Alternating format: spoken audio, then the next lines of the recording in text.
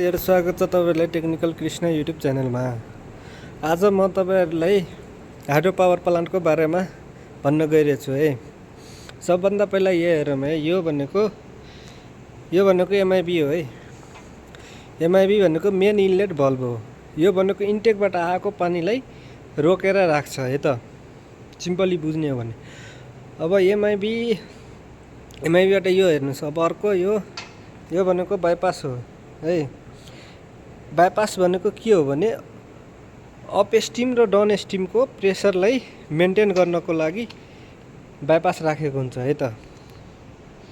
यो हेर्नुस्, यो भयो यो अप स्टिम, यो डाउन स्टिम है।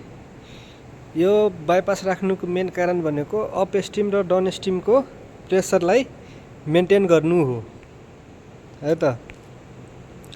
अनि यो भनेको डिफरेन्सियल हो। डिफरेन्सियल प्रेसर भनेको त्यही हो, दुईटैको प्रेसर बराबर छ कि छैन भनेर त्यो इन्डिकेसन देखाउनको लागि यो डिफरेन्सियल राखेको हुन्छ है त।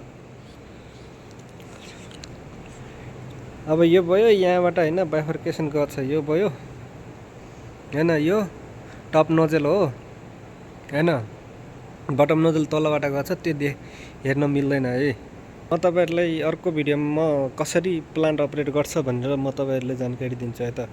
आज म तपाईँ हाइड्रो पावर प्लान्टमा के हुन्छ भन्ने हैन, त्यसको लागि मात्र म भन्न गइरहेछु है त।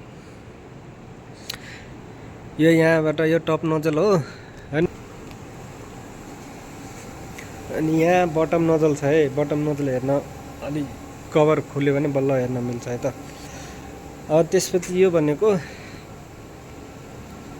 यो डिफ्लेक्टर हो है। यो डिफ्लेक्टर हो, टप डिफ्लेक्टर हो, यो बटम डिफ्लेक्टर हो है त। यो लिमिट स्विच हो हैन, अन छ कि अफ छ त्यो इन्डिकेसनको लागि युज गरेको हुन्छ है लिमिट स्विच। यो है त, यसमा त्यहाँ छ है त, बटम नजलमा ऊ त्यहाँ छ हेर्नुस्।